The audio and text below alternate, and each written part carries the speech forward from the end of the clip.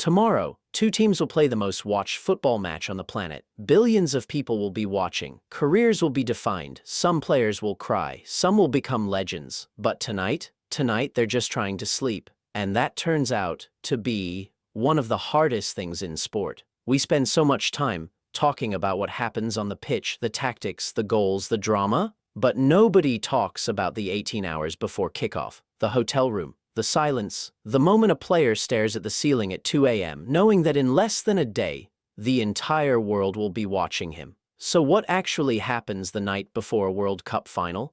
What do the best players on earth do with that time? The answer is stranger and more human than you'd expect. Let's start with what the staff want to happen. The day before a World Cup final is highly choreographed. Teams run a short session, 30 to 45 minutes, low intensity, no heavy running, walkthroughs of set pieces, a few touches, nothing that drains the legs. By the afternoon, it's done. The physical work is over. Then comes the recovery window. Cold water immersion to bring swelling down, compression kit, light movement to keep the legs ticking. Premier League clubs now travel with sleep coaches. National teams book out entire hotels so the environment can be retuned to player needs. Personalized bedding, lighting, and sound control. The same pillow, the same sheets, the same routine every single night because variance is the enemy of deep sleep. The target? Most elite footballers aim for 9 to 10 hours per night. On the night before a final, that number matters more than almost anything a coach could write on a tactics board. But here's the thing, that's what's supposed to happen. What actually happens is a different story. Luca Toni, who won the 2006 World Cup final with Italy,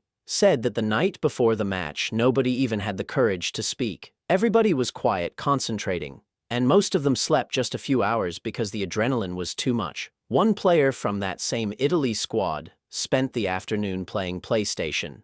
He slept. He went out that evening and won the World Cup. That contrast tells you everything. Some players go quiet. Some need noise. Some watch highlight reels of themselves. Players describe listening to music, watching game tape, visualizing the match, trying to see themselves succeeding before it happens. Wayne Rooney used positive visualization before games, mentally replaying scenarios likely to occur, giving himself the extra sharpness he needed before stepping on the pitch. Here's what nobody tells you. The hardest part isn't the preparation, it's the waiting. Sleep experts say the real problem isn't the match, it's the buzz. Players aren't struggling to sleep because of football, they're struggling because they're still buzzing. And the stress of trying to fall asleep is often more disruptive than the adrenaline itself. This is a well-documented psychological trap. The more you need to sleep, the harder it becomes. And on the night before the biggest game of your life, with a billion people waiting,